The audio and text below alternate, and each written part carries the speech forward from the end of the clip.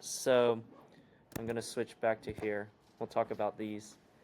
So what do we have? What are some concepts of electricity?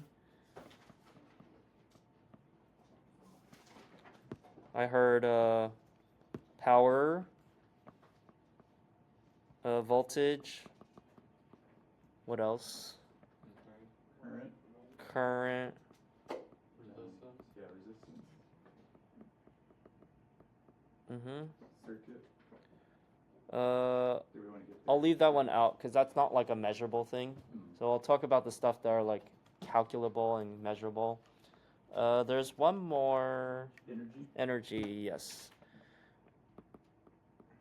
And then over here, I'm also going to put a another column, and we're gonna say what the units are. So what's the units of power? Watts. And then what letter, single letter, do we designate it as? W. Voltage? Nope. No. What's our unit? Yeah, and then the letter. And then current. And then the letter. It's I. Resistance. Ohms. And then the letter. It's omega. Yeah, let me write it more like this because you can use the omega to represent the ohms. But in terms of an equation, when you write an equation, how do we represent R? Just R. And then energy. Yes. Watt. Or basically power and some unit of time. Watt seconds. But we're going to do watt hours. And then we're going to use E. So basically the only tricky one for the lettering is current. That one's I. Okay, what are each of these? So let's start with voltage. What is voltage? It's the amount of pressure that's going through when the current is open. Or when Yeah. the circuit is open. Yeah, we can call it the potential. So let me see what I described it as. Yeah, it's a pressure or force, or we can call it a potential difference. So I'll just say pressure / potential difference. And then the other one I will jump to is current. What is current? It's the amount, the width or it's amperes, but it's Yeah. how many fish are in the stream. What's that? Bad analogy, but like how many gallons per hour is the Yeah. Mississippi River flowing? Yeah, exactly. It's like the flow. It's like how much is passing through the specific point of your circuit. Yeah. I'm just really simplifying. Resistance. It's like a constriction or like the name implies, it resists flow. So it's going to reduce the current. And then let's jump up to power. What is power?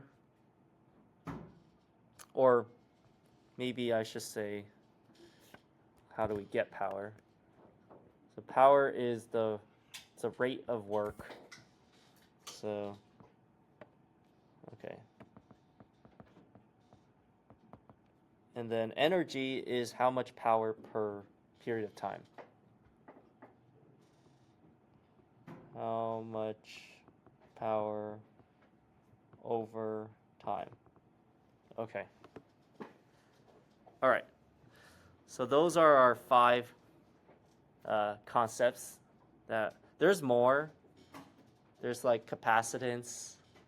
There's also, what else do we have here? Conductors. Yeah, there's things like that, yeah. But we're not going to deal with that right now for our purposes. How do we relate these concepts? So let's start with voltage, current, and resistance. How do we relate those? Ohm's law, which is, what is Ohm's law? V equals I times R, right? Okay. Which can be written as also I equals V over R, or it can also be written as R equals V over I, right? Those are just rearranging the same equation.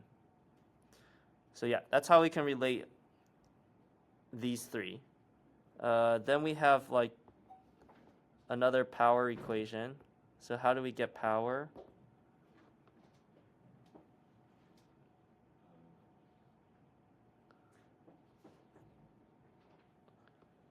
Anyone remember? What's that? Yeah, that's right. Current times voltage. And then finally, to get energy, it's going to be, if you look here, energy is how much power over time.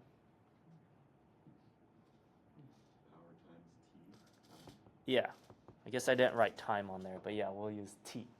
So power times time. Okay. We also talked about two types of circuits. Do you remember the two types of circuits? Parallel and series. Exactly. So what is, did I spell that right? Let me see. Okay. Parallel and series.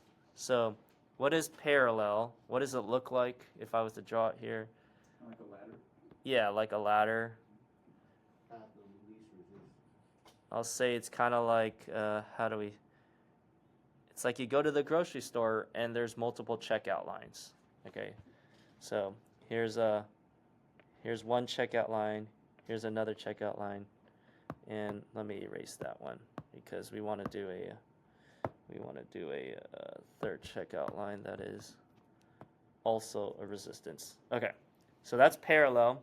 What's a series look like? Yeah, so one after another. So that's like the exit door. Everyone has to file through one door. Well, maybe I could say this is like only one checkout lane. Everyone has to go through that one checkout lane.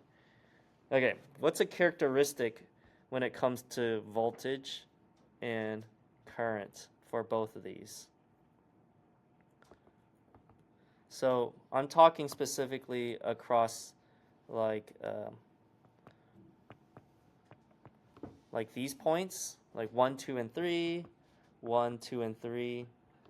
Let's just assume the resistance is the same so that the current / voltage is also the same for between 1, 2, and 3.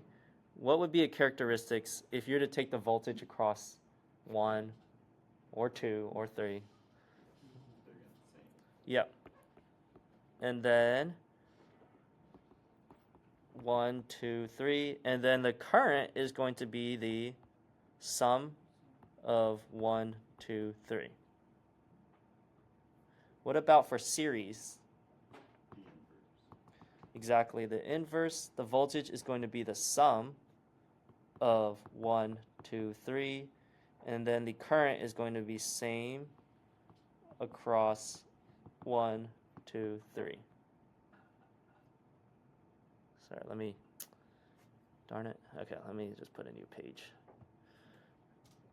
Okay. There you go.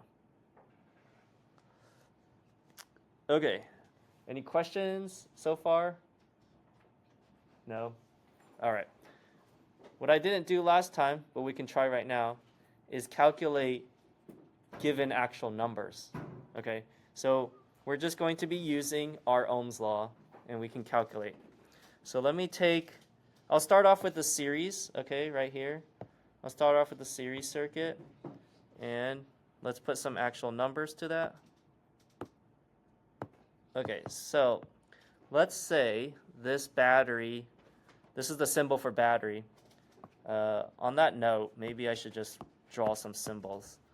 So this is like battery / power source.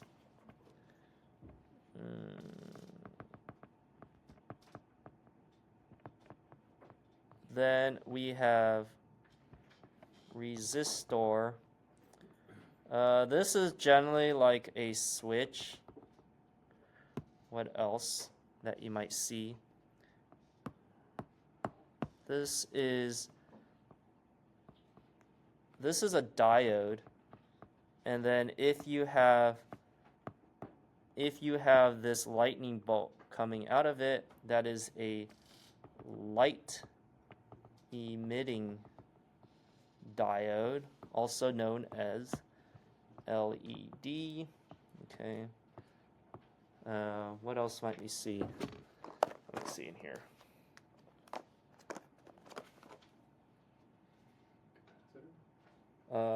Yeah, we can see capacitor. Here. Capacitor is gonna look like this. Capacitor, you'll actually see it if you built a drone or if you have one. There's one right there. It's like a little, it's like a mini battery, but it's not meant to really like store a main source of energy. It's more of just like a buffer in a sense. So it's a quick, instantaneous charge and discharge. I think that's about it here. So Yeah. what would it be used for, like, It's help to lighting it's fast? it's to help with like filtering. So this one, this capacitor helps filter out noise. It's kind of like your suspension in the car. It kind of like takes the blunt first instead of letting it get enter your circuit. Now, is it a different capacitor for different applications, or like for the drone that we? Yeah, there is. I mean, basically, it comes down to the size of the capacitor. Like, yeah, that's like the difference. You should have one. Yeah, it's ideal to put one on your drone. Technically, you don't need one, but like I said, if you don't have one, like this one has it too. If you don't have one, then it's like driving without a suspension system. It'll work, but it's just not as good for your electronics. So it's better if you have a capacitor there. Yeah. But yeah, we probably have extra capacitors here, so you don't need to buy it. We could take a look. There's like a bunch of electronics all over the place. Okay, so these are some symbols that you might encounter. Now let's go and put some actual numbers to this thing. So let's call this 10 volts. And then this resistance is going to be, I'm just going to say 3 ohms. This one's going to be 2 ohms. And this one's going to be 5 ohms. Okay. Can you help me calculate what is the voltage, or I guess what is the current of this circuit? Let's start there, because the reason I'm starting there is because it's the same across all of them, right? So when you measure current, and the same thing when we do this later, when we measure current on an actual multimeter, you have to switch this plug to the other one. There's 2 plugs that the black can go into a common, or the current one, which says 10A. You see that? It says this can only handle up to 10 amps before the fuse blows. There's a fuse inside this thing. Okay, which, it's to protect the system. That's why you have a fuse. But when you measure current, you have to be one with the system. You're trying to measure how much something is passing through. Just like a meter, a flow meter has to be installed in line to the pipe. So to do that, let's just say we break a portion of this open, like right here, and then we take our meter right here and we measure. There's our meter. Okay, so we need to measure what the current is across this point. I just chose that random point. You could have done the same thing here or here, because it's the same across the entire circuit, right? So it doesn't matter where I chose to break the system. Okay, how will we measure the current then? Well, first, we add up all of the resistance. yeah, And Yes. then we compare it to the volts, which is 10, they're both the same, so you divide resistance into volts and you get 1. Perfect. Okay, so what is the total resistance? Total resistance? It's 10. Yeah, 3 plus 2 plus 5 equals 10 ohms. Okay. The total voltage is, as labeled, 10 volts.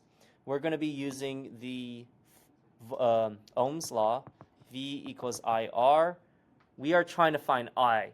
So let's divide both sides by R. So then we get I equals V over R. What is V? 10. 10. R? 10. 10. So then, what's our current then? 1. Yep, 1 amp. Okay, so that's our current. Now that we have the current, let's find the voltage across each of these points. Now, when you measure voltage, you can do it in line because we're just measuring the potential difference. It's like trying to measure the water level in a tank. You don't need to you could just have a gauge that's parallel to it, and you can see the water column. So you don't need to break the circuit like what I did up here to measure current. You could just measure parallel, just like that.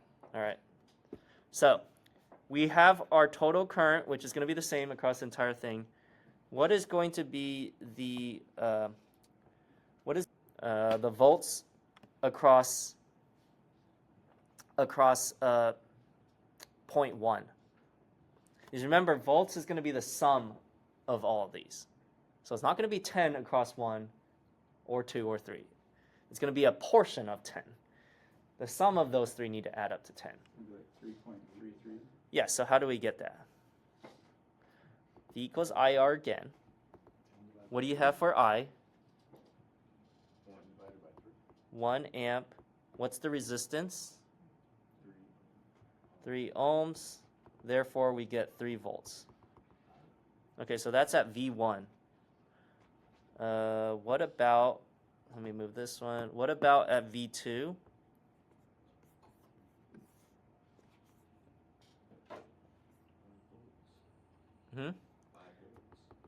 Okay, how'd you get that? No. 2, I'm sorry.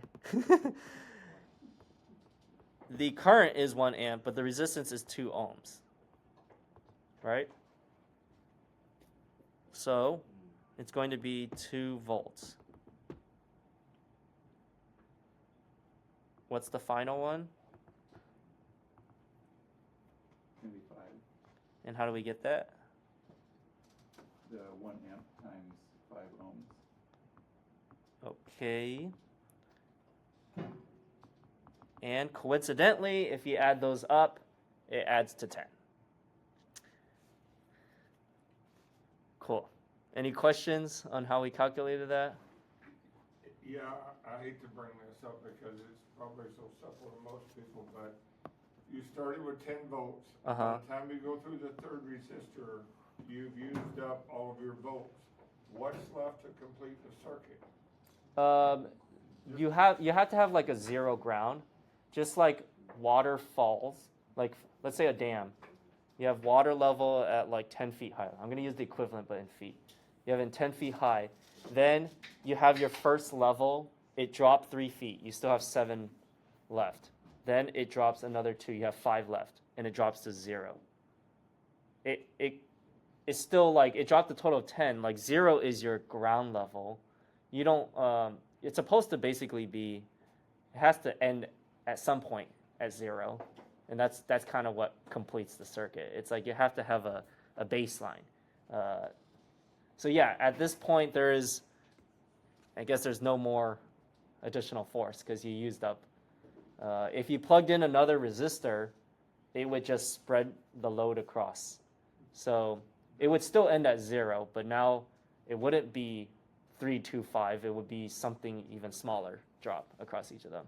Thank you. Yeah. Do we want to look at that? Like I could make a 4 resistor circuit, and it'll still be 10 volts total if your supply is 10 volts.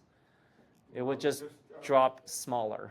Yeah. It's just you think of a river and it keeps getting smaller and smaller, and pretty soon you've got a dry canal. Yeah. Think of that more like, that's more like a parallel circuit where you're dividing. Think of this one more like actual The like, Colorado River comes down, and by the time it gets smaller and smaller and smaller. yeah, but that's because it's branching out. So that's more like parallel circuits. Okay. If you make a parallel circuit where there's like 10 things, there may not be enough current to light up a bulb. There's like a minimum amount of current to turn on one of these LED lights, so that can happen. So if you put one more resistor in there, nothing would light up? If you put another resistor in there, the voltage drop will be a little bit smaller across each of them, and eventually, yeah, then the volts will become the limitation where you don't have enough to So drive it. And things we're working with drones, Mm-hmm. we have to look at the battery source, and then we have to identify what resistor we're using. Oh no. The circuit itself has resistance in it. Okay. Yeah, Good. so really you just have to determine how much current and how much voltage your drone requires. In reality, you're not going to determine the resistance in your circuit. That's just kind of like that's more like if we tinker with the stuff that hopefully we can do today, like build some simple series and parallel circuits. Then you need to actually understand the resistance in the circuit. But for our drones, it has resistance inside of it, but you don't really need to calculate that. You just need to match up the voltage and the current. I kind of bring this up because I want to give a full picture of like how these all tie in together. In reality, you mostly need to just know volts and current, and as an extension of that, power. Yeah. Yes, question. So is this kind of why you can't do like an extension cord into a wall and then an extension cord into that plug? And 'cause Yeah. then what you'll end up with is not enough. Yeah, basically. So what happens is if you look at the power strip that's right on your table, there's like 10 plugs in there, 10 outlets. Okay. Ultimately, it still came from one outlet. Right. So the voltage is the same. If you're to measure the voltage across any of those plugs, it's going to be 120 volts ish. But if you try to plug in 10 laptops of that, they're all drawing a certain amount of current. Eventually, you're going to draw too much current, and it's going to trip a breaker. So that's why, yeah, you can't keep plugging too many things into an extension because you are increasing the load. You're just putting too much, like, basically you're putting too many resistors. Well, that's a parallel circuit, which we'll do next. But yeah, you're putting too much load on the circuit, and the potential is still there. The potential 120 volts, but you're like sucking it dry. Yeah, basically. Yeah. So yeah, there is a limitation how much you put. So the circuit breakers are there for a reason, because if you don't have the circuit breaker, then you can like fry, like you can actually like burn the wires. They can heat up and stuff, and much more catastrophic. Exactly, much more catastrophic things can happen. This is also going back to what I was saying earlier about like you need to size up your wires properly, because even though we don't have a circuit breaker in here, the weakest point is going to fail. And you don't want that to be the wires either. That can burn up. Yeah. So just to be clear, your E calculation is the expected voltage drop for each. Yeah. It's the voltage across each system, but you can think of it as a drop. Like if we start from 10 and we dropped across 1, we lost 3, we have a remaining 7 volts. If I was to measure between this point and this point, I should measure 7 volts. Then later when I measure across here, I'm going to only see 5. And then if I measure here, it's 0. But yeah, you can think of it as a drop. Across each one, I see each of those voltages. Yeah, so right here, technically there is no voltage. It's a 0. Because it's just, I mean, like, theoretically, of course, we're talking wire. So there's going to be very minuscule voltage drop because there's always some medium to have resistance. But anyways, we don't have an actual load. You might hear me say the word load, and that's just like something that is a device on your circuit. So that can be as simple as as an LED light, or that can be a resistor. That's going to the voltage. There's going to be a drop across them every time you put a load on your circuit. But right here, the voltage drop is 0 theoretically. The current is also infinite, but if you look at the equation, if you have 0 resistance and your voltage is 0 also, then the resistance is like, well, that's like infinite, imaginary. Yeah, so let's do another example then. How about that? We'll just do another example. I'll have you guys walk me through. I'm just going to draw it this time. So I'll draw another series circuit. This time I'm going to put 4 resistor. And I'll start with, let me give it a higher volt. And then I can do, here I could do R1 is, let's see, R1 is 2 amps, R2 is 3 amps, R3 is 5 amps, R4 is 10 amps. Okay. I want to know the current of the entire circuit. 1 amp. How do I spell? Circuit. Okay. And then voltage drop across 1, 2, 3, and 4. Okay. So 1. Step me through. How did you calculate that? Add up the sum of all. Huh? Add up the sum of all Which is? existed. 20. Okay. And then what? Divided by E.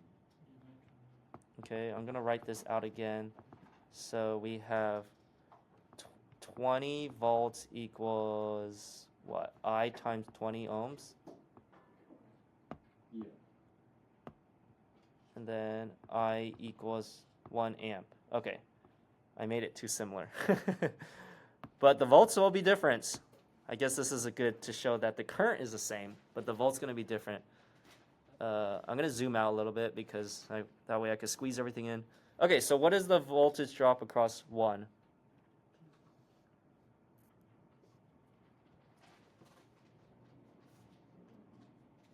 I need to ask for clarity. Mm-hmm. Across resistor 1? Yeah. Or across the corners of the top of your, can you point to where your legs of the circuit are? 'Cause Right here or right here? They're theoretically, I can put my probe anywhere along so here. that's area 1. Anywhere between those 2 points. It's the same thing. Got it. It's just a wire. There is no like load on it. So it doesn't matter if I probed here and here, or I probed here and here, I probed here and here. They are all the same thing. So it'll be across this device, which I'm calling resistor 1. It just has to span that resistor. So what would be the voltage? I think it's the same formula we're using. It's the last same time. formula, exactly. So each step- one is going to be is equal to its ohm because it's the amp is 1 and then it's multiplied by the resistance. Yeah, so I made it too easy because the amp is just 1 and the resistance is 2. So it's basically going to be 2 volts. All right. Following that pattern, what's the one for voltage across 2? 3 volts. 5 volts. Huh? And 10. All right. What if it's 10? Let's recalculate that. What if the voltage was 10? That way we have something different. Yeah, we could divide it. So we first have to recalculate the current.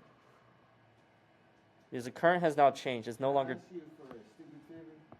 What's Do up? you have different colored, like tips? Yes. So I know which one's like the problem and which one you're answering with. Cause I suck at math. I don't know which one is like the V equals I, R is the equation. Yeah, that's right. And then on the right, that's you solving it, right?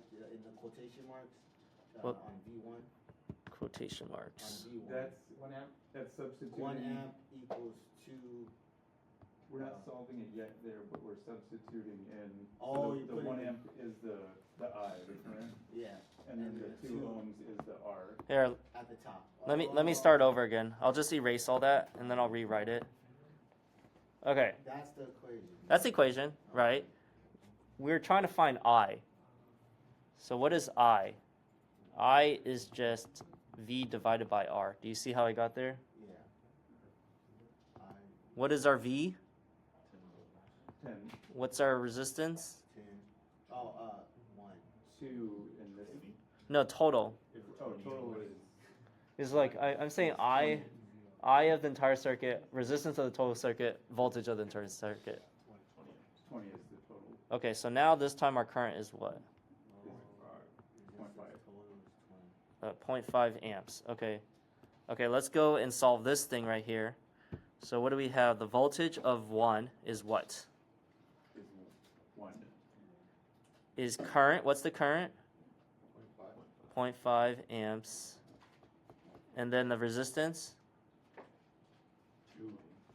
2. which is now 1 volt. What's the voltage across 2? 1.5 volts. It's basically 0.5 times 3, 1.5. Voltage across 3,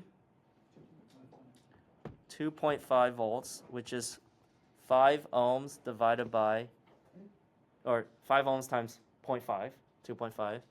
And then the voltage across 4, 5 volts. If I was to add up all of this, it would be 10. Is that right? 1 plus 1.5 is 2.5. 2.5 plus 2.5 is 5. Plus 5 is 10. So there you go. And it's kind of an ideal situation because you may have, in real world, you may have more or less voltage going in. Yeah, plus you're going to have voltage drop within the wires because even though this is optimally zero resistance, there is always going to be resistance. That's why, I don't know if you guys noticed, but you can't have like certain USB cables or HDMI cables too long because eventually the signal drops over a certain distance. Like all that little resistances build up. So like there is a limit on cable length and then you have to like have a booster if you want like a really long HDMI cable. Yeah, I was installing a 50-foot one, Yeah. and I did it backwards, and then had taped it into the wall, and then realized I'd never seen a directional HDMI. Yeah, But since it was so long, it had to it had to be a specific send the direction. power, Yeah. the correct direction. Exactly. Yeah. So there's limitations on like, although these things are ideally no resistance, it is still material. And just like you have a pipe delivering water over a mile, it's gonna drop a little bit. It's not gonna be the same pressure. So that's the reality. Yeah. This is a textbook example, I guess, of a circuit. Any questions on this? Okay, we'll do a parallel circuit now. So parallel circuit is going to look like this. And I'm going to give 1 resistor here, 2 resistor here, 3 resistor here.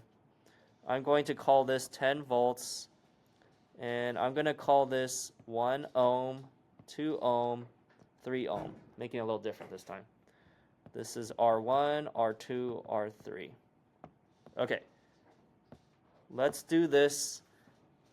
What do you remember? What is the same across, what's the same across parallel circuit? Voltage. So what is V1 going to equal? 10 volts, which is the same as V2, which is the same as V3. Do you see that? Yeah, the property of parallel circuits, they have the same volts. given that we know the resistance and the voltage, we can now find the current across each individual one. So what is I1, I2, and I3?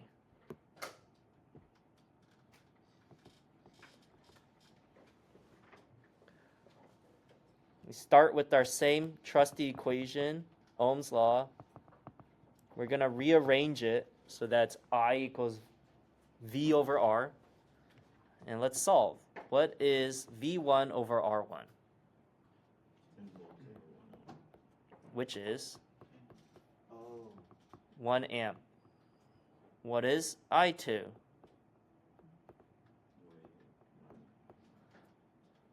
over two, Which is 5.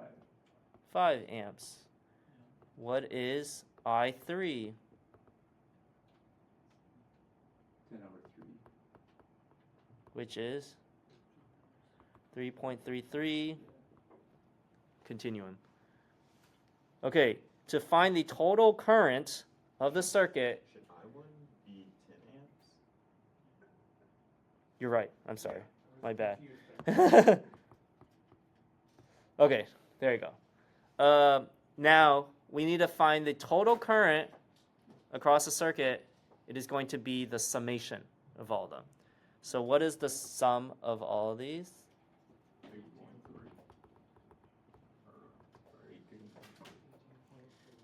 18.3. Repeating. 18.3 amps. All right, great. Now, I could add easily another one, and we can calculate the same thing. Okay, so you can see this is actually going back to the, who brought up the multiple? Did you bring up the multiple extensions? Okay, you can see if I add another one, let me just add another one right here. This is now R4, and I'm going to make this 5 ohms. Now, what is the current across I4? Huh? 2. It's going to be 2 amps. Okay.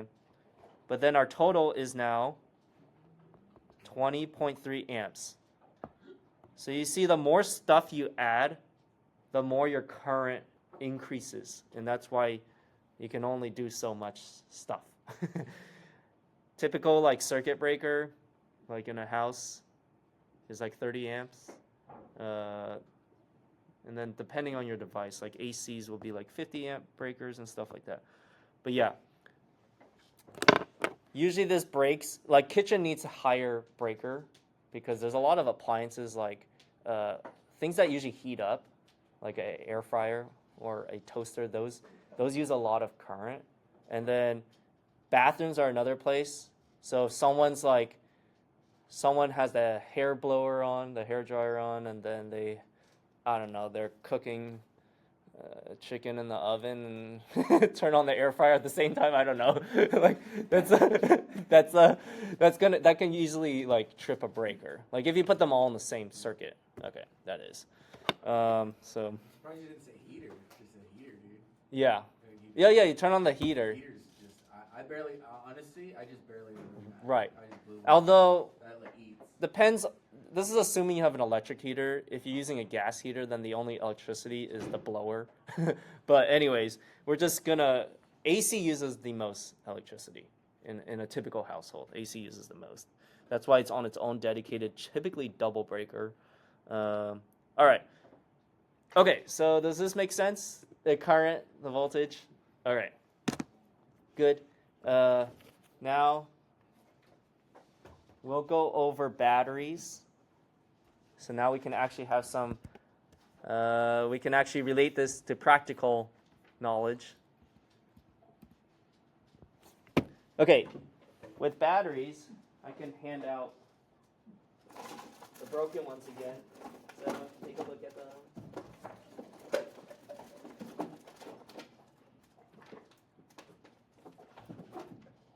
All right, this is the battery graveyard. This happens because not everyone was paying attention to the electricity boring lecture. So let's make sure things don't happen. We sacrificed a lot of batteries already. Are those dead? Usually one of the cells are broken. One of the cells are dead, and therefore it's basically dead. I mean, yeah, you can go in and you can like fix it, but I'm not gonna go and fix it.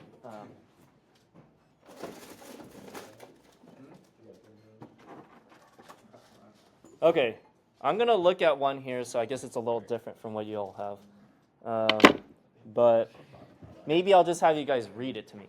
Okay, so on your battery, you should see a couple numbers. What kind of numbers do you see on your batteries? Right, shout it out. Okay, I heard volts. What else do we have? Watt hours. Cells. Okay, we didn't talk about that, but this is specific to batteries. Okay, cells. Yeah, total volts. Uh-huh. Did you say something? Current. Okay, yeah. So these are things that we kind of talked about minus the cell count. So let's relate this back. So see if you can find this. Number of cells. It says S. It's a number S. And then we have the current C, something number C. Then we have storage capacity, typically written as amp hours. I know we should talk mostly about watt hours, but they use amp hours. You can easily get amp hours by just dividing by volts, right? Because what is a watt? A watt is current times volts. So if they say in amp hours, you could just multiply in the volts to get watt hour. Or if you have watt hour and you want to figure out the amp hour, you just divide by the volts.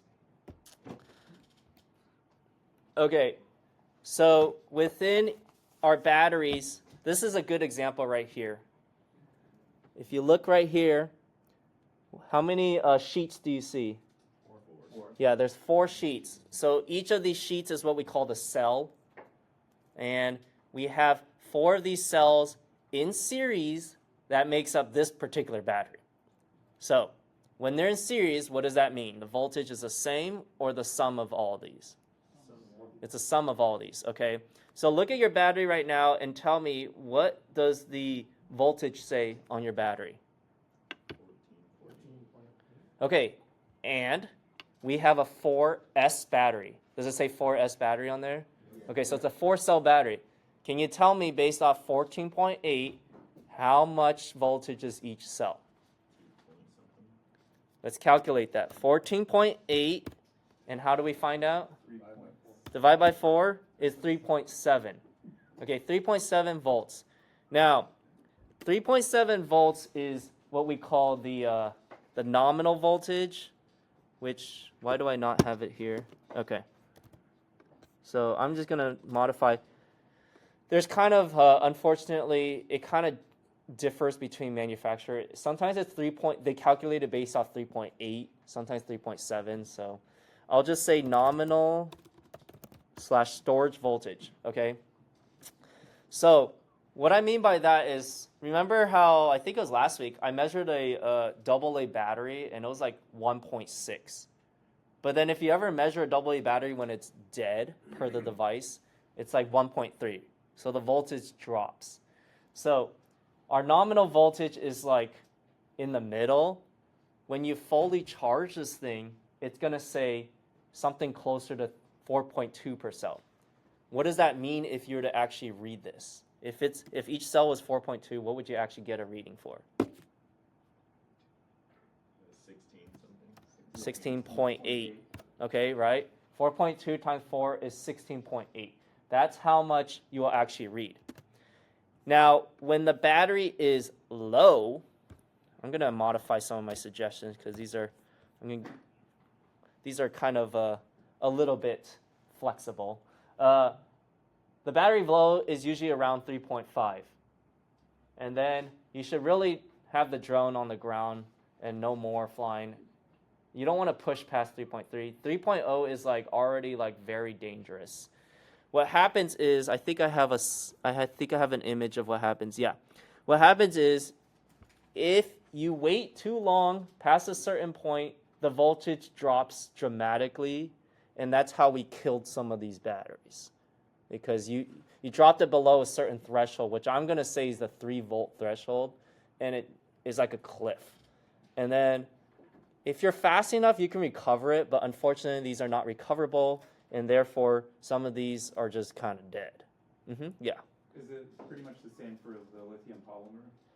That I chart says think so. Yeah, I think so. Yeah, they should be more than. I mean, here I could look at the chart. Lipo versus.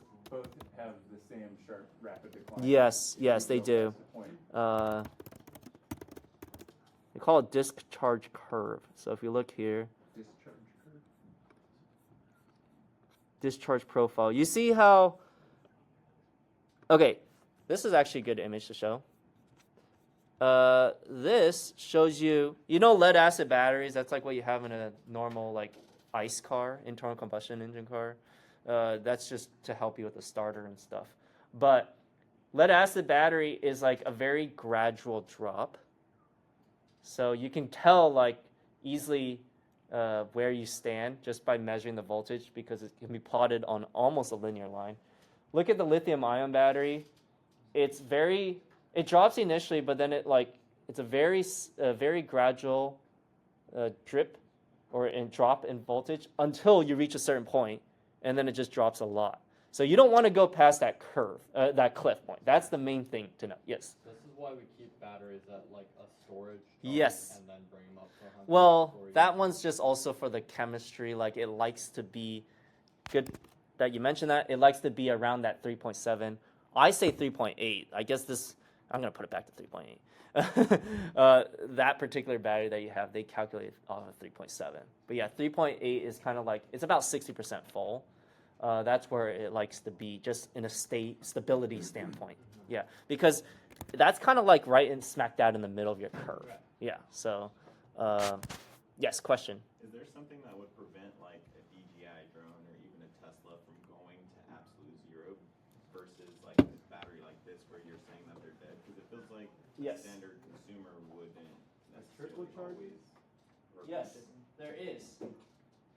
Exhibit A, look here, is all the dead batteries from DJI. Dead because they have dropped below a certain point. Oh wait, this one's still good.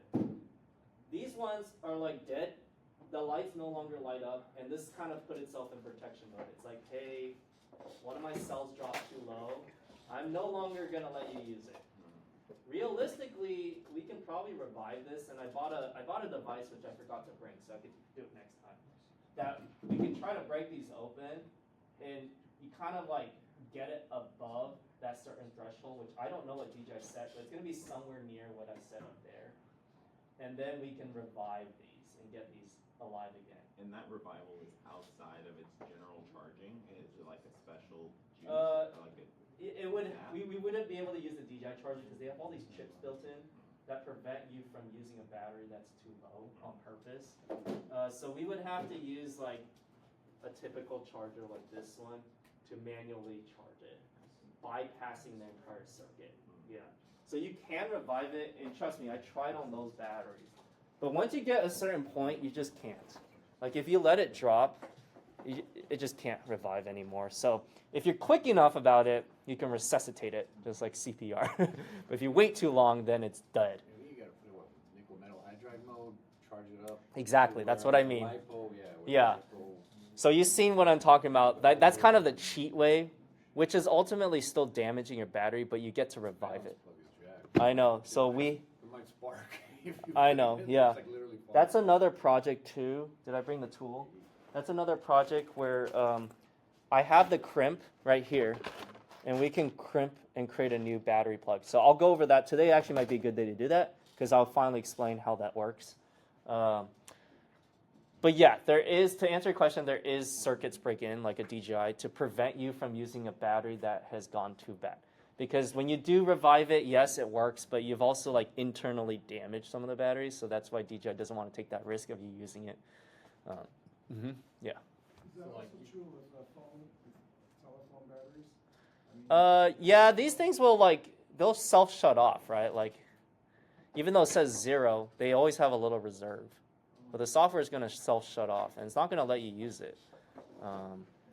But that would be like at the conclusion of however many cycles a battery should have, conceptually. Because like if my phone's always dying. Oh, that's that's just basically internal resistance building up in your battery. They call it impedance, and then it's just gonna have less and less charge hold. It's no longer gonna hold the same charge. Anyone have electric car? Yeah. So you notice, like, I don't know if you look. Oh, I can't. My range, even though I charged to 100%, my range is not as far as when I first got it. Yeah, that's what happens. Like your battery just like it'll charge to 100, but it's not holding the initial charge anymore. So over time, yeah, your battery is just gonna lose its ability to hold as much of a charge.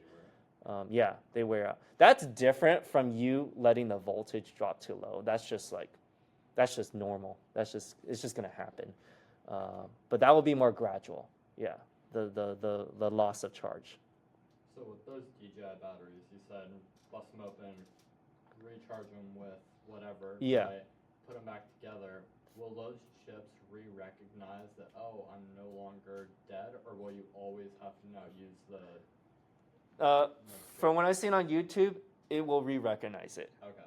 So I haven't actually tried this myself. I've only seen YouTube videos. So I was gonna actually try it here in this class. So we'll see if it works or not. But basically, the DJI batteries on the inside are those batteries, except they have a fancy packaging and a chip on top of it. Yeah, that's the thing. It's still the same battery and ultimately inside, but they can charge you like whatever 3 times the amount of the actual battery because it only fits your drone. Yeah. So when I imagine a full battery. Yes. At 4.2 volts. Yes. And I put it on the shelf or I don't use it for a while. Yes. And it depreciates. It's basically like a leak. The Yes. electrons are, so when you use a battery, the electrons are going through the circle and being converted into energy, right? I don't know, I'm asking. So your 4.2 volts is going down. Yes. And, but when you charge it up, you're basically putting new electrons, like instead of gas in a combustion engine in the tank, you're charging it up by putting new electrons in the battery?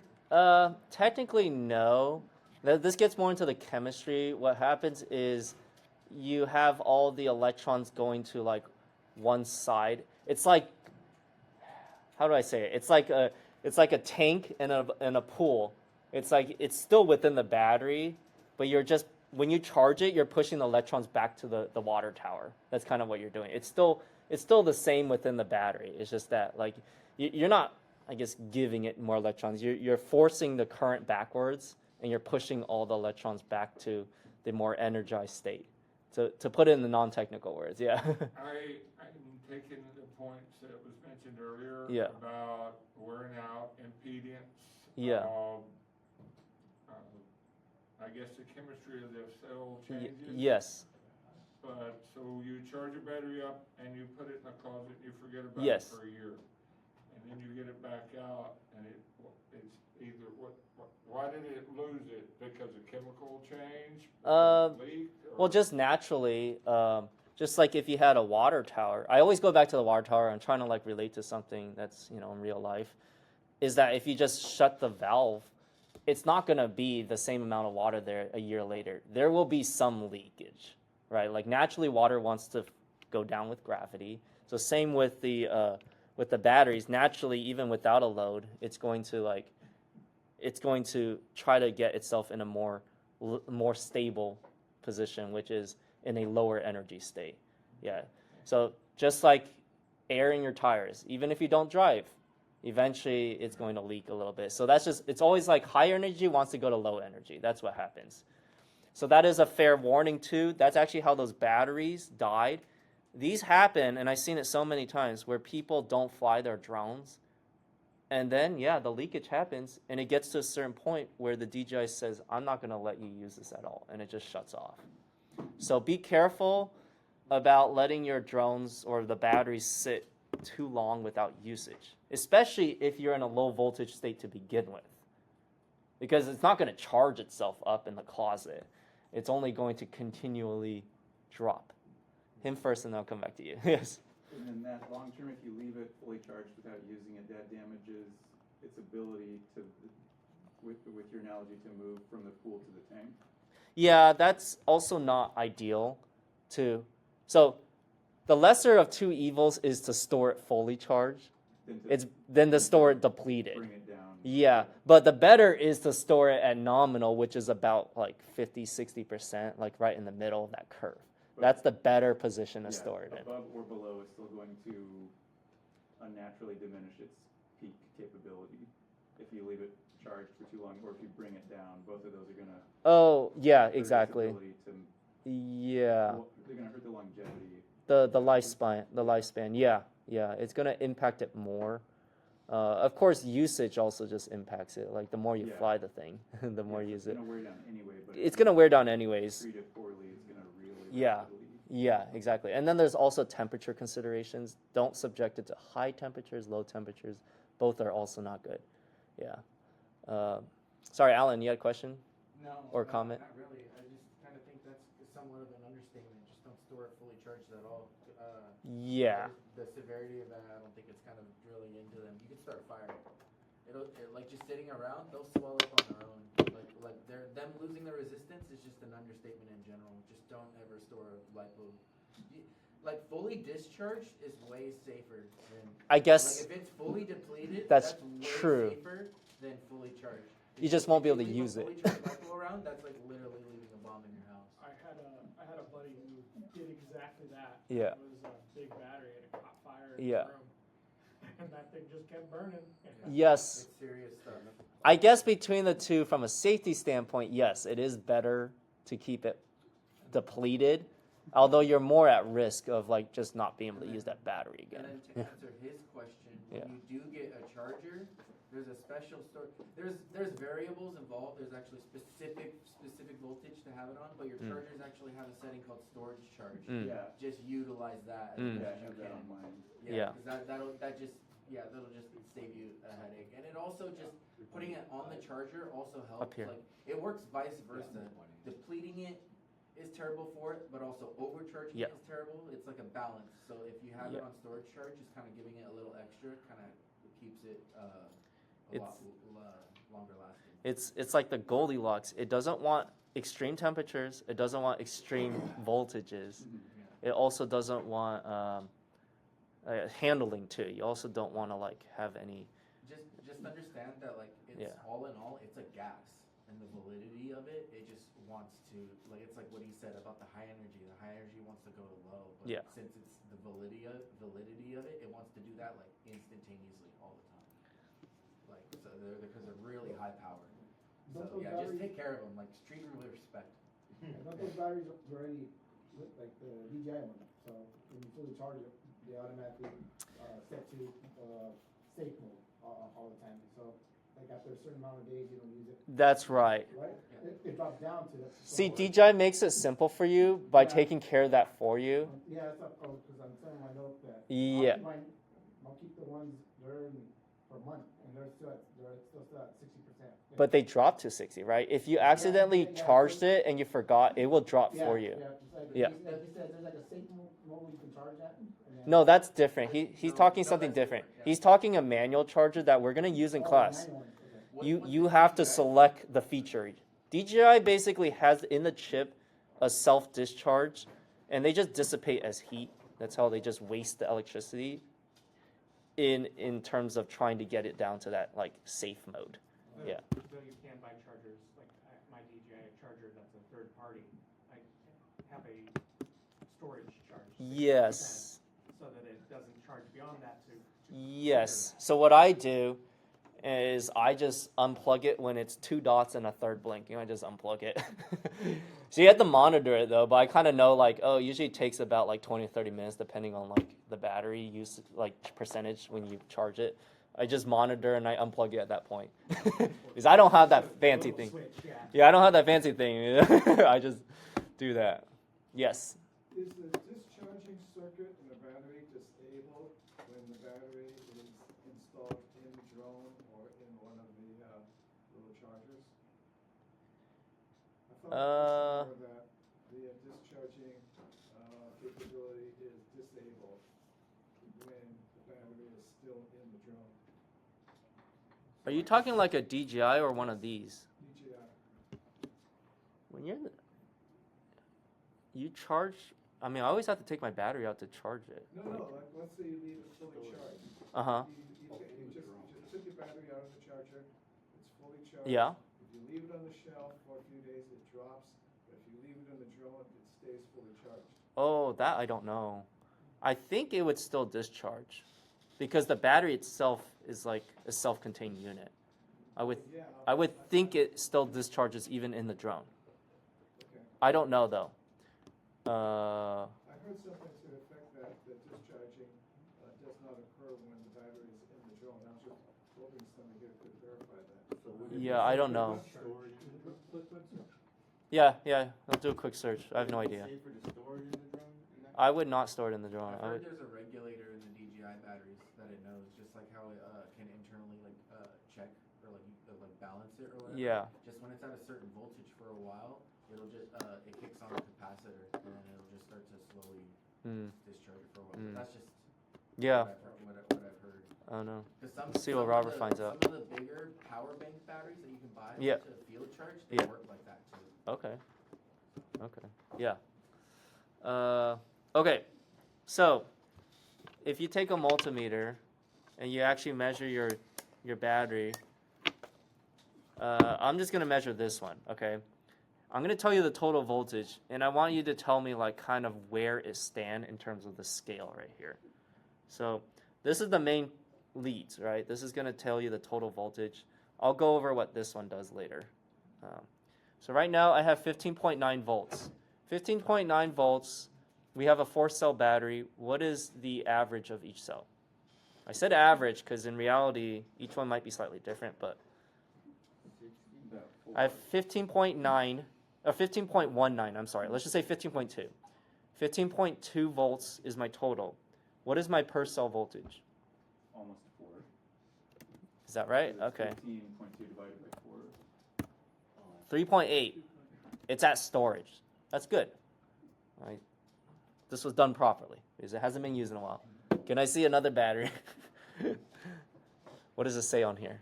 All of these are screwed up in some sense. Let me see. That one already looks swollen a little. Oh, this one actually might be okay. Let's see.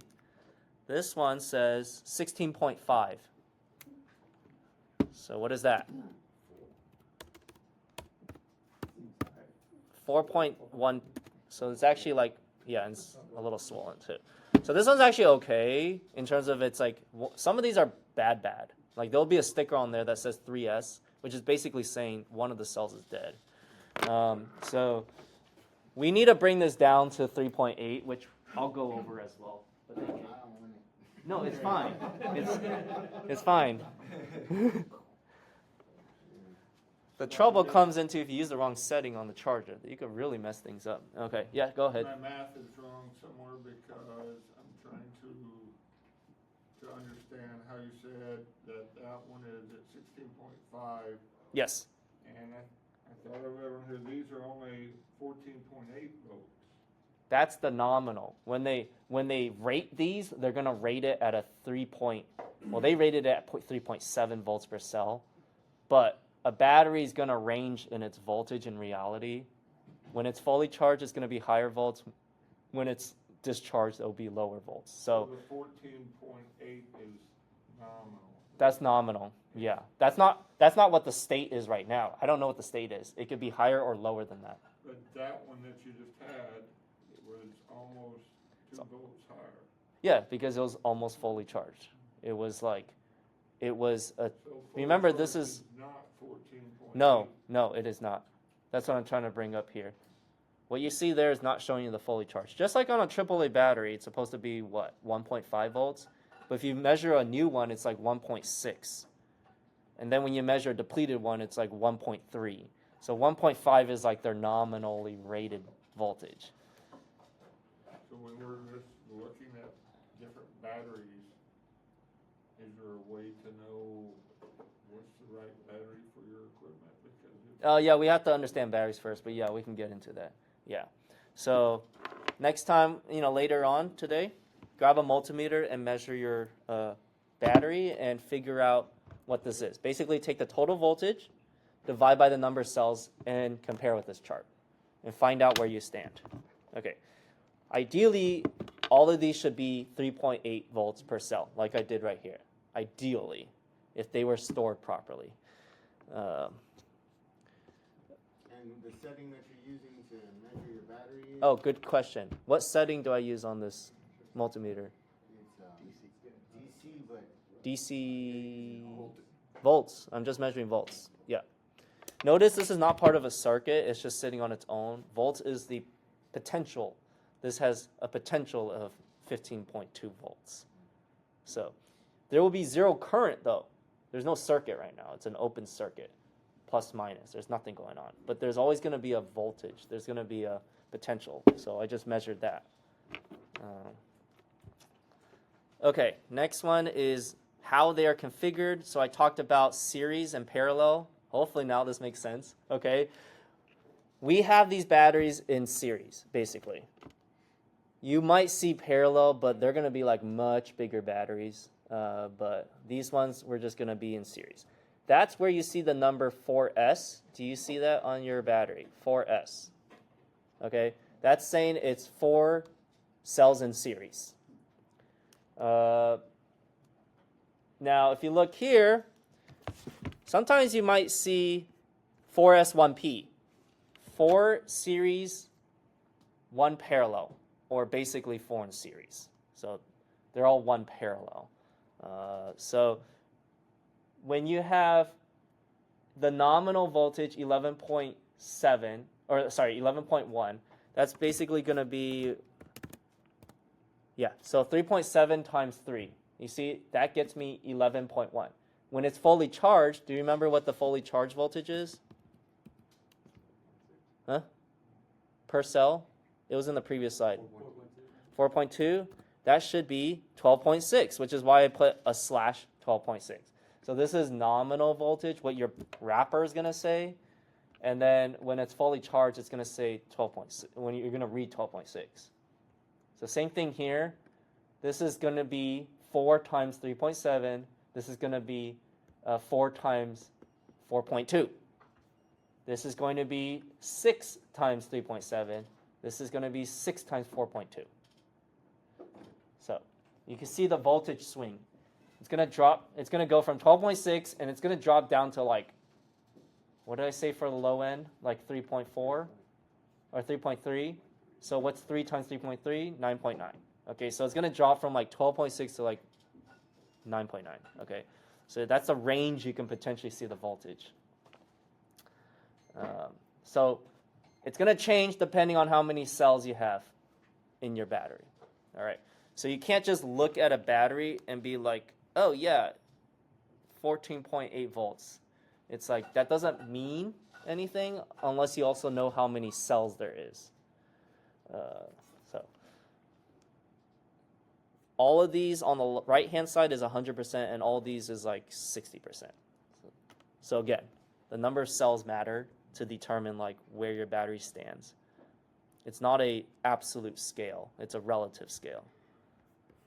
Okay, I did go to this slide already, but just to show you again. Bottom on the x-axis, we have the percent charge, and the y-axis is the voltage. So they have it at 4.3, but yeah, we'll just say 4.2 right here.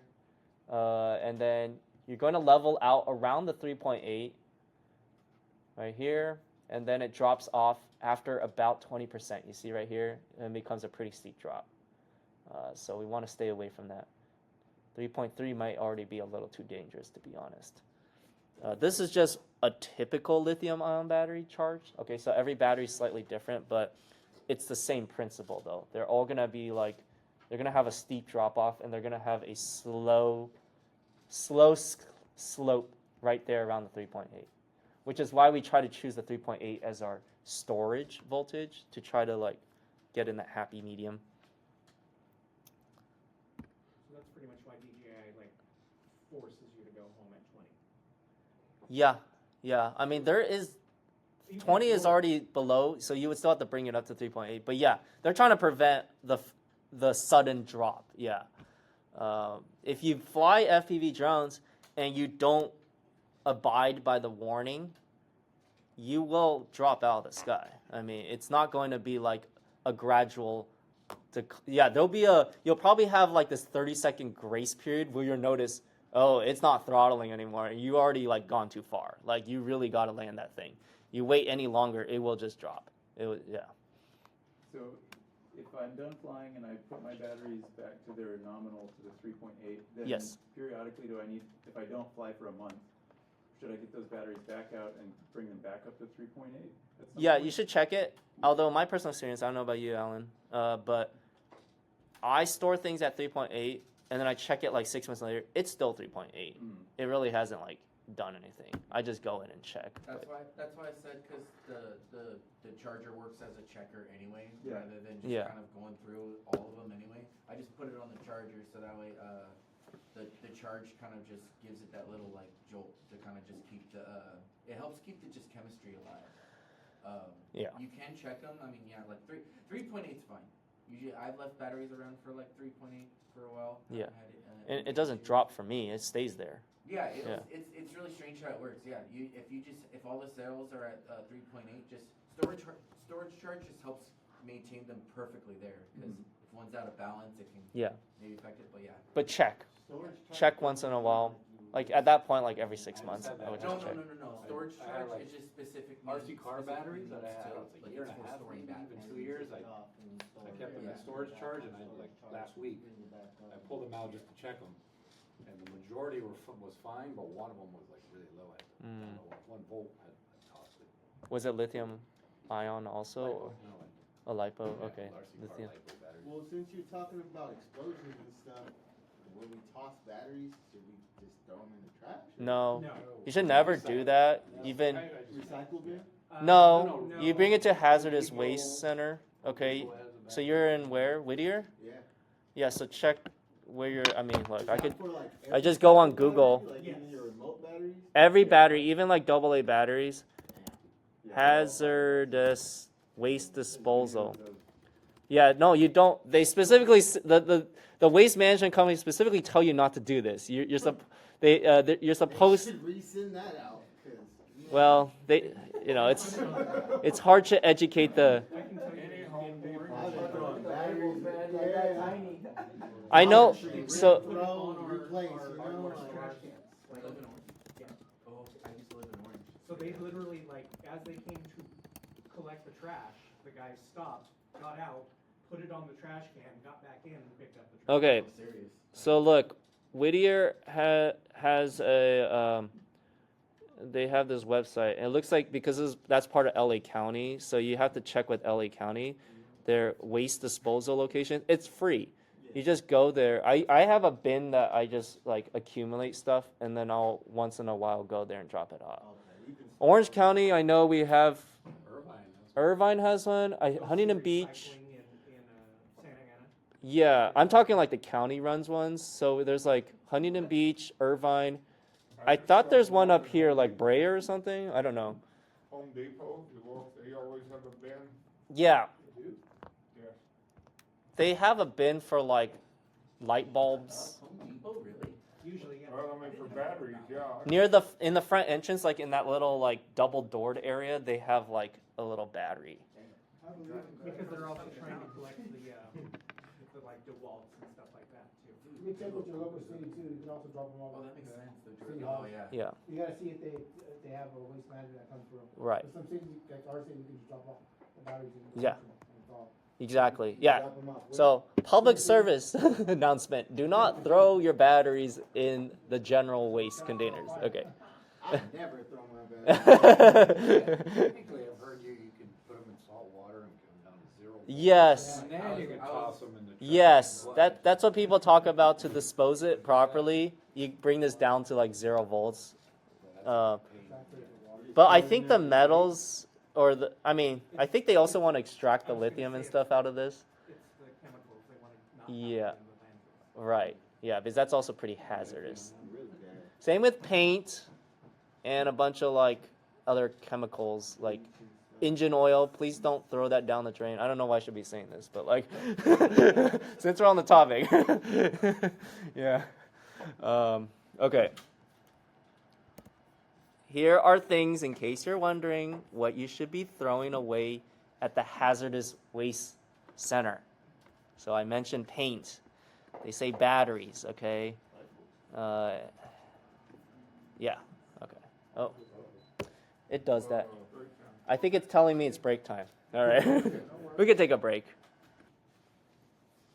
Okay, so we also have what's called a C rating. So if you look at your batteries here, what do we have as a C rating? 100. I see 100C. That's what it says here. Okay, so that's your continuous current. We also have what's called a peak burst current. That's like your boost, but that's only temporary. So if we only see one C rating, it should be your continuous current. C is almost like its own unit in a way. It's kind of weird. So if you look here, we have 100C. That number, that variable depends on the capacity. So 1C is equal to 1 amp hour. Just think of it as like that. So how many amp hours, milliamp hours do we have on this battery? Was it 1400? Oh no, 1500. 1500. That's milliamp hours. How many amps hours is that? 1.5 amp hours. Remember our prefixes I was talking about earlier? Okay. So we have a 1500 milliamp hour, which is 1.5 amp hours. So 1C on a 1.5 amp hour is 1.5 amps. All right. That's what 1C is. So think of C as a variable, and it depends on, it's the equivalent of an amp hour. So if you have a 650 milliamp hour battery, what is 1C? So 650 milliamp hour battery is a 0.65 amp hour battery. Therefore, 1C is 0.65 amps. All right, do you guys see that? So you multiply that definition of 1C by whatever number you have on here. I see 100. So if I'm using this battery, 100C, and 1C by definition is 1.5 amps, how many amps can this thing handle? What's 1.5 amps times 100? 150. Right, 1.5 times 100, 150. If I take the same battery and instead it's a 650 milliamp hour, it's a 100C, what is the current? What's the current, continuous current that this thing can handle? It's 0.65 times 100. 65, exactly. I have another battery here. This battery is a 1300 milliamp hour battery. What is that in amp hours? 1.3. 1.3. It says it's 120C. What is the current capacity? Correct, which is 120 times 1.3. 156 amps. Okay? Does anyone have another battery? I know you all have the same battery, but Are you recording this part? I am recording this. Good. Yes. You grab, there's 1S batteries. 1S batteries back there. Yes. Surely. Here, I have another one up here. I have another battery up here. This is, coincidentally, 650 milliamp hour batteries. What is 1C on this 650 milliamp hour battery? 0.65 amps. It's a 75C rating. So what is our current capacity? Oh, okay, so. 75 times 0.65, 48.75 amps. All right. This 1C is also important because remember what I was saying, when we're charging, we're basically just pushing the electrons in reverse. Okay, we're trying to force it back into that higher energized state. When you charge it, you want to charge at 1C. I can't tell you a specific current because 1C depends on the capacity, as you can see right here.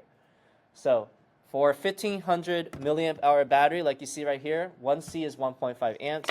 We're going to charge at 1.5 amps, this particular battery. The other battery I have right here, the 650, we're going to charge at 0.65 amps. Both of these are 1C, but the actual current is different. And that matters because the chargers we have here doesn't know what a C is. That's more of just to aid us with calculation. It knows what a current is. So you need a set on here. I'm going to charge at 0.65 amps, or I'm going to charge at 1.5 amps. You have to interpret what 1C is from this thing. This other battery, the one that says 1300 milliamp hours, 1C is what? 1.3. You need to set the charger at 1.3 amps. Okay, that's how we're gonna charge all these at 1 amps, but it's gonna depend on your capacity. Okay. I'll show the charger stuff in a bit, just to show you how that practically is done. Okay, we talked about energy, right? Energy capacity. Okay, so energy previously we talked about was power times time, right? But if you look here, it says milliamp hours, not watt hours. Well, what is watt? Watt is the unit of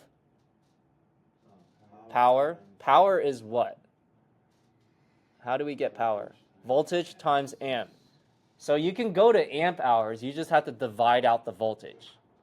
We know what the voltage is, right? At least the nominal voltage, we know what it is. So you just divide it out by that amount.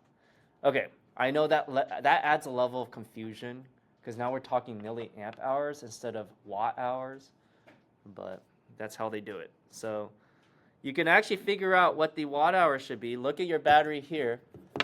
We have 1500 milliamp hours, and we have a nominal voltage of 14.8, right? So if I multiply in the voltage, I should be able to get my watt hour. 1.5, which is 1.5 amp hours times 14.8 gets me 22.2 watt hour, coincidentally. You see that on your battery as well? It says 22.2. That's where we got that from. So basically, you can still relate the watt hours back to the milliamp hours. You just have to remove or multiply in the voltage, depending on what direction you're going.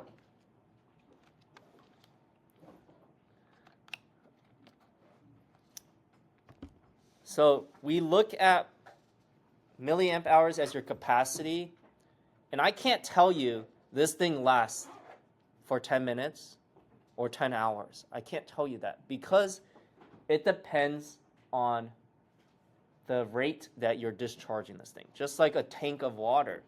I can't tell you if that tank is going to last a day or an hour, right? It depends on how quickly you're using the water. All right, this is just the total capacity of this battery.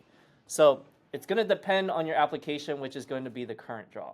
Okay, so if you look right here, we have a continuous current draw of 1C, okay, for a 5 amp hour battery. You're continuously charging at 5 amps. How long is it going to last? If it can supply 5 amps per hour and you're using it at a rate of 5 amps, how long does it last? 1 hour. Okay.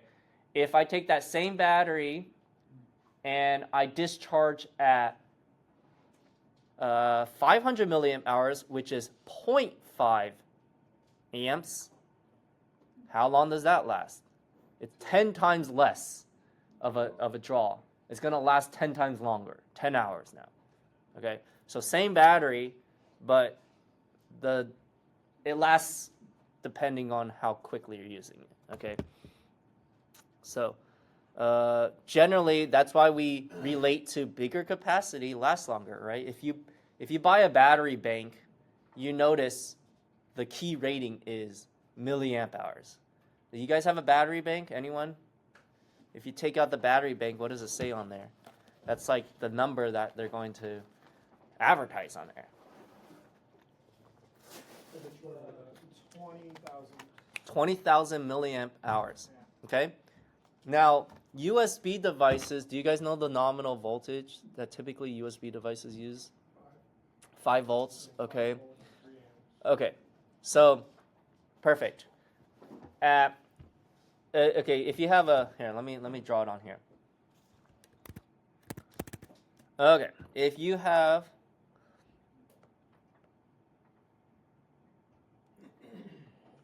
you said 20,000 milliamp hour? Yeah. Okay, I'm going to turn that into 20 amp hours. Do you see how I did that? All right, 20,000 milli, so 20 amps. Okay, so 20 amp hours at 5 volts, right? And 3 amps. How long is this thing gonna last? Okay, so we really just concerned more about the amps right here. So let's say you're drawing it at 3 amps. So 20 amps, it's better to say 20 amps per hour. 20 amp hour, sorry. 20 amp hour. And I'm using it at 3 amps. So that's divide. I'm going to end up being able to use it for just under 7 hours, right? 6.66 hours. Okay. These amps cancel out. If you take that same capacity battery and you use it at 10 amps, how long would it last? Let me remove that. Yes, you can already calculate in your mind. So 20 amp hours over 10 amps equals 2 hours. You see that same battery bank didn't last as long because you are using it at a higher current. You're just discharging it faster, basically. So when you see they rate that battery charge, they rate that power bank, they probably rated it good for up to 6, let's just say 7 hours. They probably did some marketing magic. They said good to 7 hours. Well, they're probably assuming it's just one phone. Okay, if you plug in multiple phones, it's not going to be good for 7 hours. It's going to be less, all right? So, like the bottom case might be the example of if you had 3 phones charging at once, or you're charging the phone 3 times, whatever. Okay, so that's amp hours. How do we figure out what the actual watt hours is if I told you this was at 3 amps and 5 volts?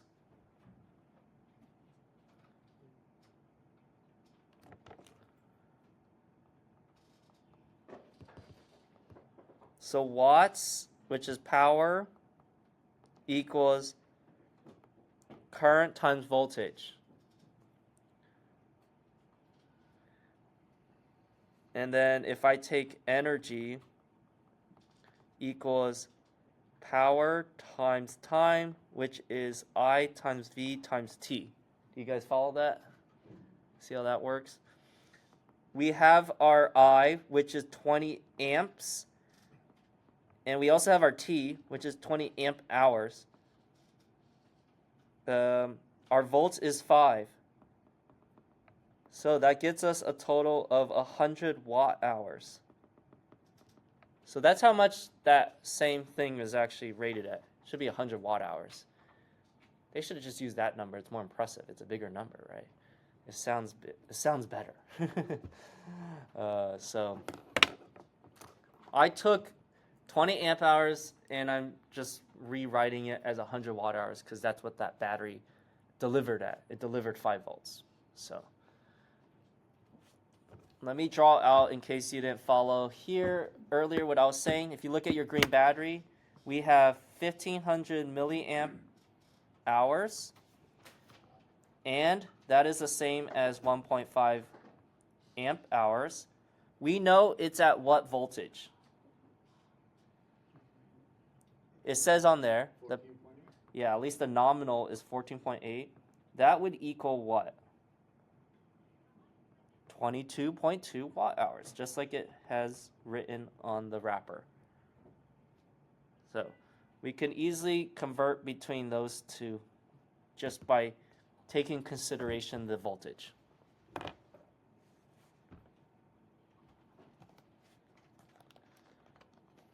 Any questions?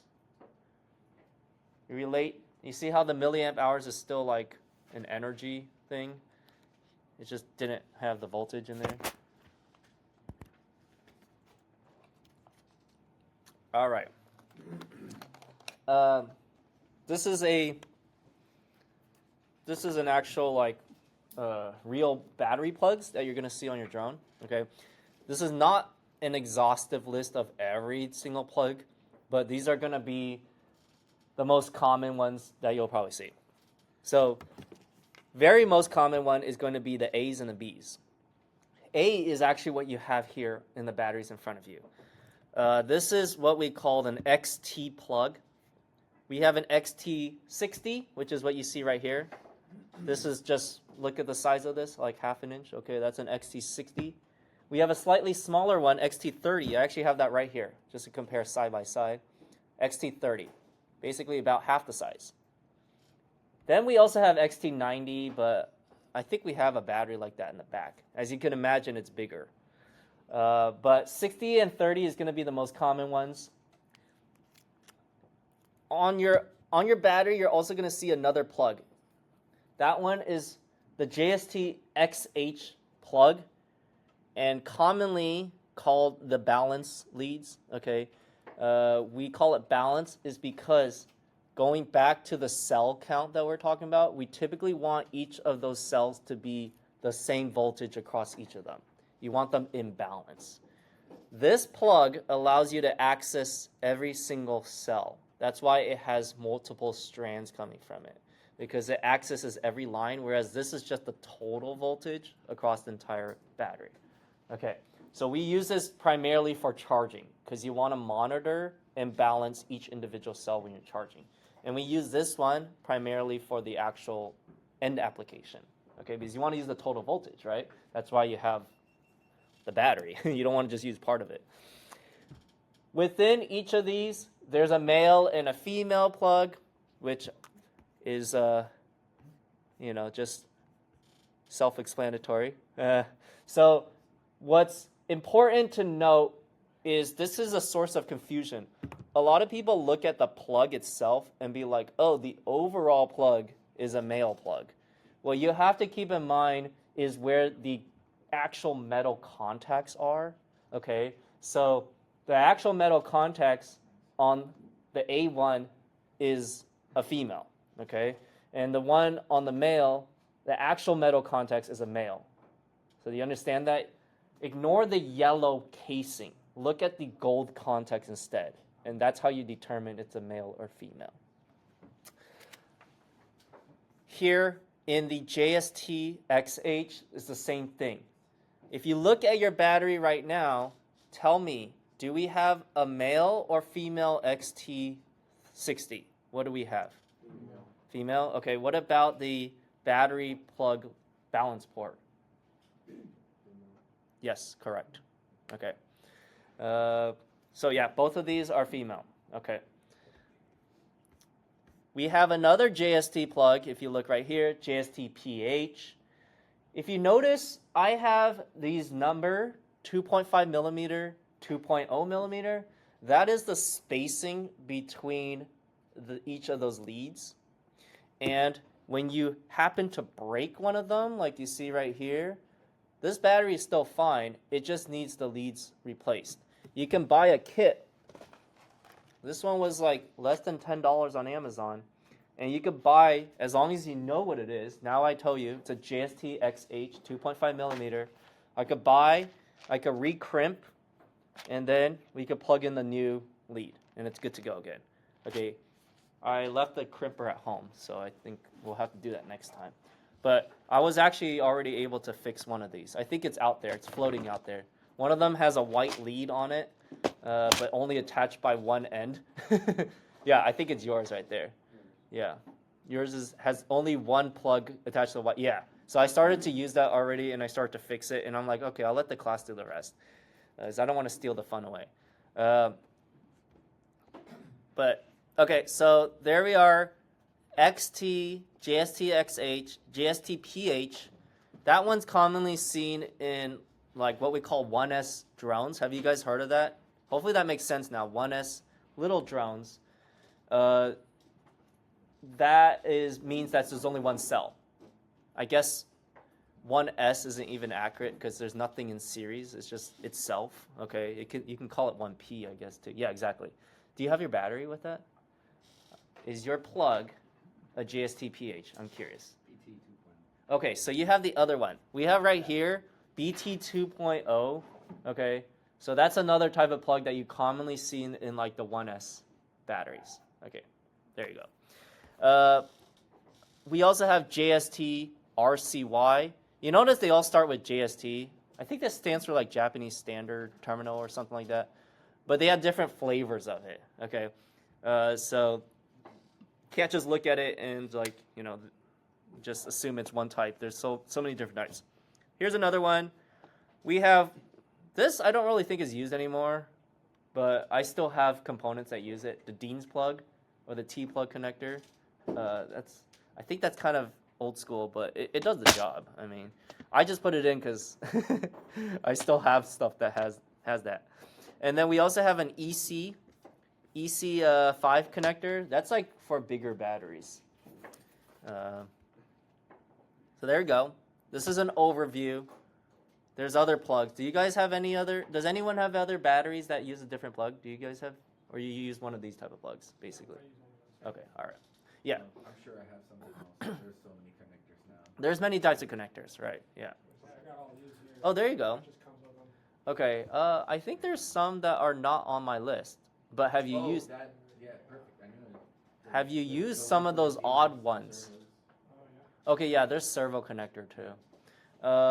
A servo, if you're not familiar, is like it's a little motor here that you can control, like its position, or that's more like a stepper motor. You can control you can kind of control its position. But yeah, let me just pull it up. A servo motor. You can see one later when we open up the kit, but this is like a servo motor. Where you'll see this when it comes to the RC world is if you do planes. They put these on to control the flaps.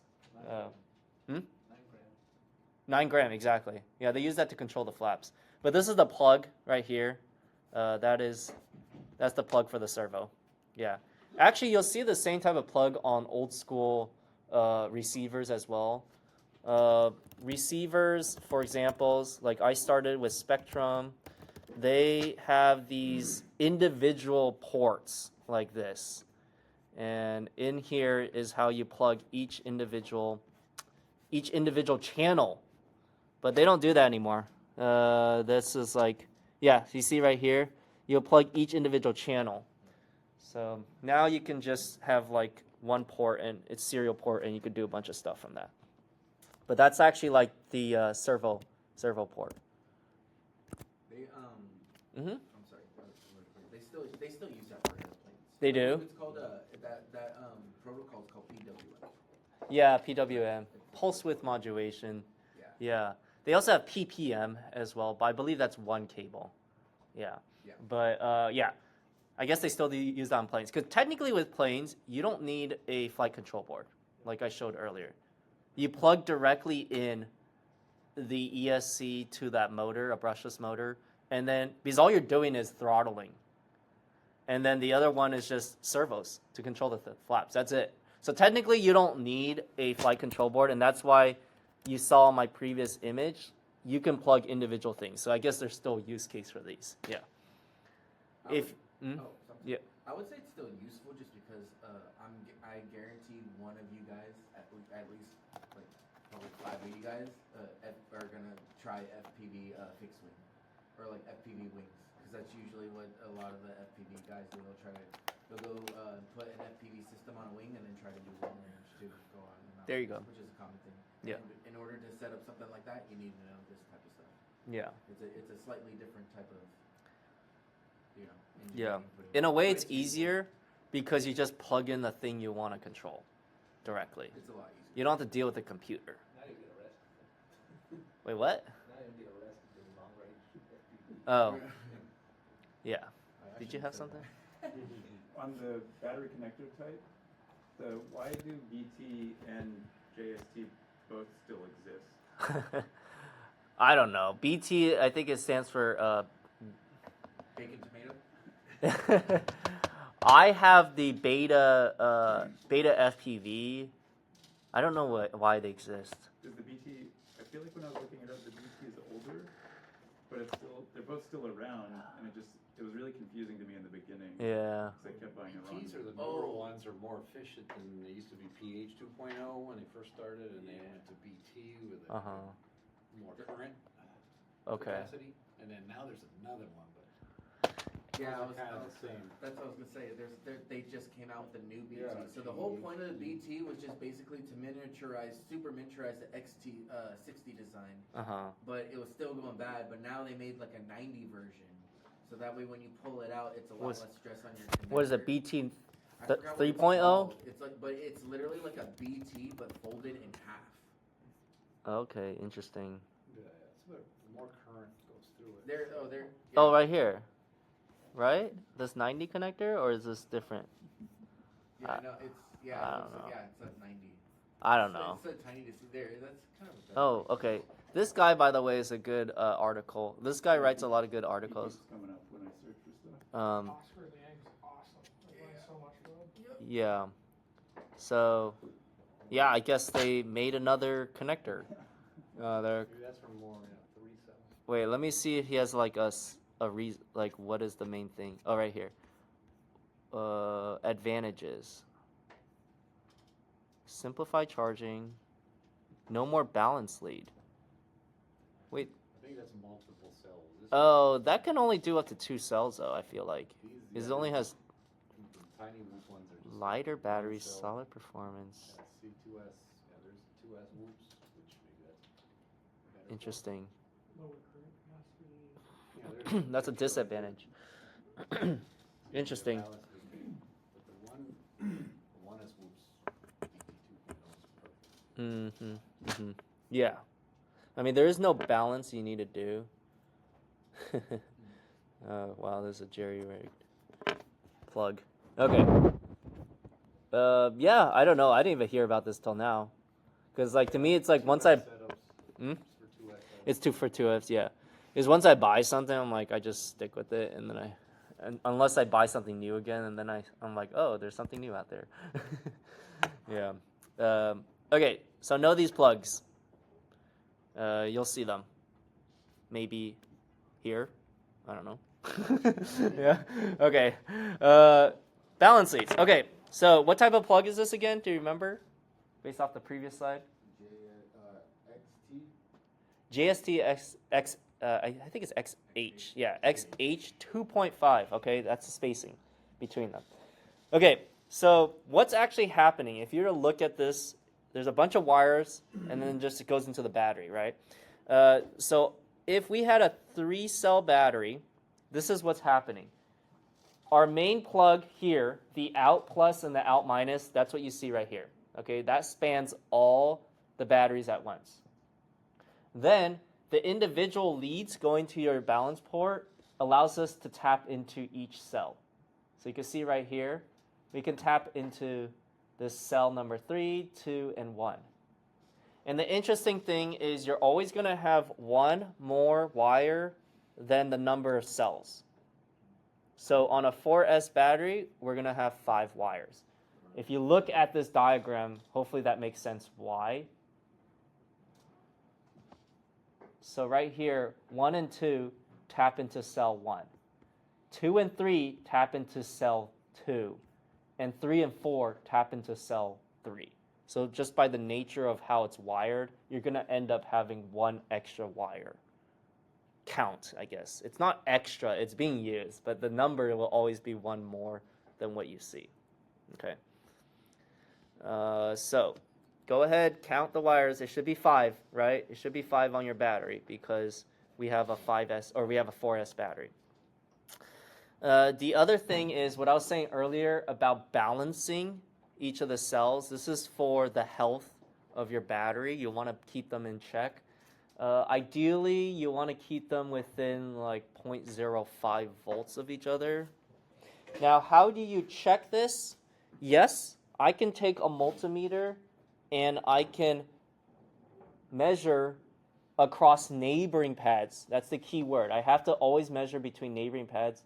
1, 2, 2, 3, 3, 4. I can do that, but that's not really practical.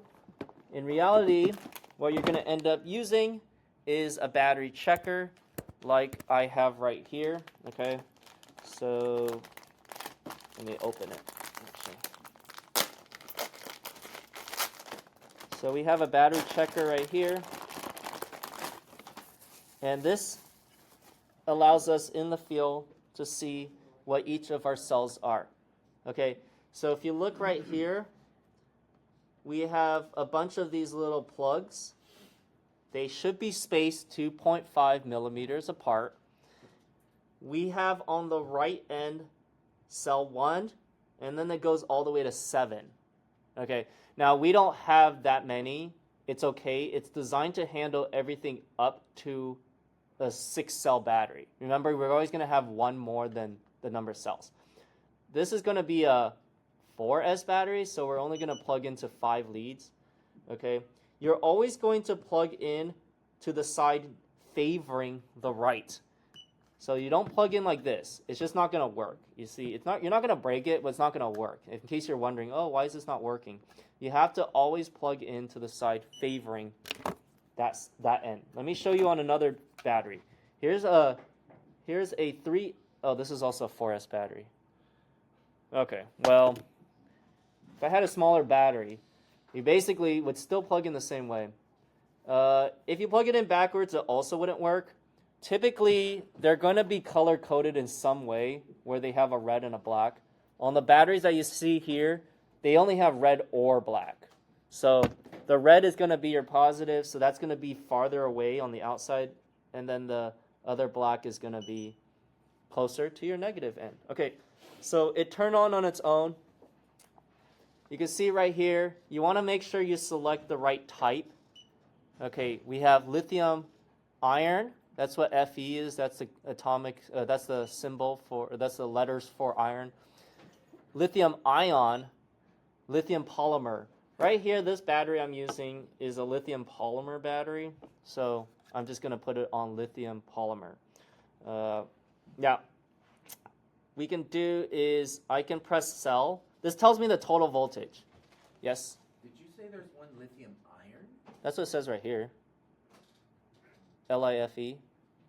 What's the fourth? No, that's lithium phosphate, or at least that's what I've been. No, that's what Or lithium iron? Fe is iron. Fe is iron. Fe is iron. Oh, okay, I never thought of that. Someone told me phosphate. I don't know why. Okay.